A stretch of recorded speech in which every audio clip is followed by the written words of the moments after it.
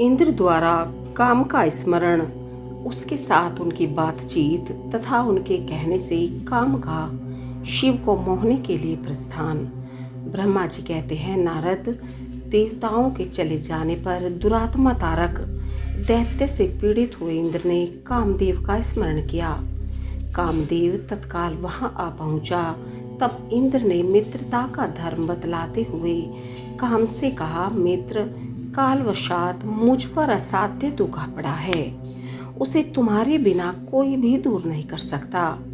दाता की परीक्षा दुर्भिक्ष में, शूरवीर की परीक्षा रणभूमि में, मित्र की परीक्षा आपत्ति काल में तथा स्त्रियों के कुल की परीक्षा पति के असमर्थ हो जाने पर होती है।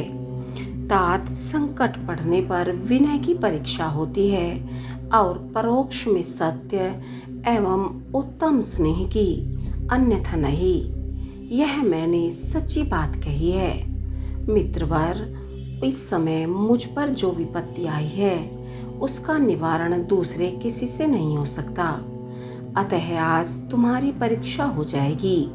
यह कार्य केवल मेरा ही है और मुझे ही सुख देने वाला है, ऐसी बात नहीं, अपितु यह समस्त देवता आदि का कार्य है, इसमें संशय नहीं है। इंद्र की यह बात सुनकर कामदेव मुस्कुराया और प्रेम पूर्ण गंभीर वाणी में बोला। काम ने कहा, देवराज, आप ऐसी बात क्यों कहते हैं? मैं आपको उत्तर नहीं दे रहा हूँ, आवश्यक निवेदन मात्र कर रहा हूँ। लोक में कौन उपकारी मित्र है और कौन बनावटी, यह स्वयं देखने की वस्तु है, कहने की नहीं। जो संकट के समय बहुत बातें करता है वह काम क्या करेगा? तथापि महाराज, प्रभो, मैं कुछ कहता हूँ, उसे सुनिए। मित्र, जो आपके इंद्र पद को छीनने के लिए दारुण तपस्या कर रहा है, आपके उस शत्रु को मैं सर्वथा तपस्या से भ्रष्ट कर दूंगा।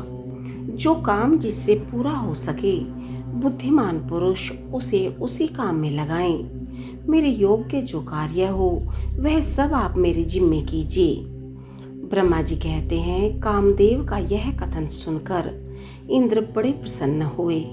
वे कामनियों को सुख देने वाले काम को प्रणाम करके उससे इस प्रकार बोले। इंद्र ने कहा, तात, मनोभव, मैंने अपने मन में जिस कार्य को पूर्ण करने का उद्देश्य रखा है उसे सिद्ध करने में केवल तुम ही समर्थ हो।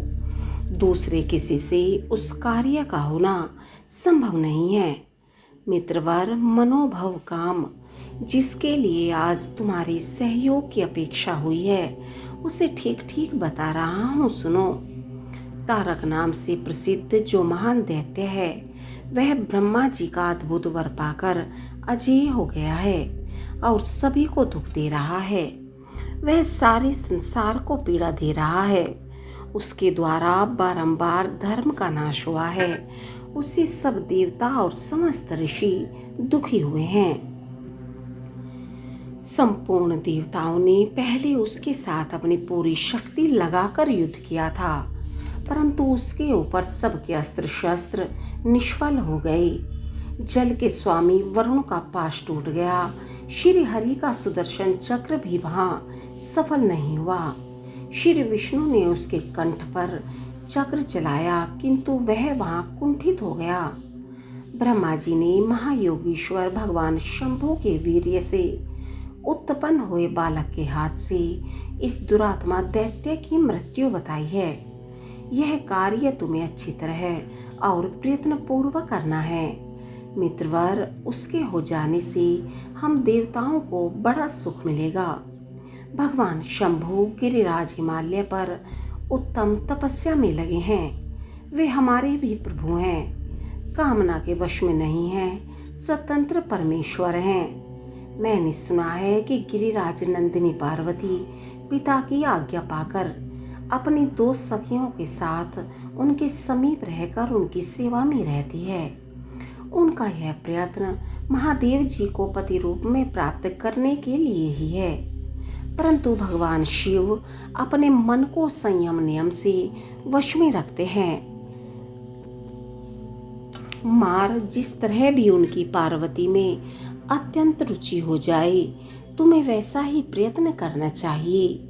यही कार्य करके तुम कृतार्थ हो जाएंगे और हमारा सुख सारा दुख नष्ट हो जाएगा। इतना ही नहीं, लोक में तुम्हारा स्थायी प्रताप फैल जाएगा। ब्रह्मा जी कहते हैं, नारद, इंद्र के ऐसा कहने पर कामदेव का मुखारविंद प्रसन्नता से खिल उठा। उसने देवराज से प्रेम पूर्वक कहा, मैं इस कार्य को करूँगा, इसमें संशय नहीं है। ऐसा कहकर शिव की माया से मोहित हुए काम ने उस कार्य के लिए स्वीकृति दे दी और शीघ्र ही उसका भार ले लिया।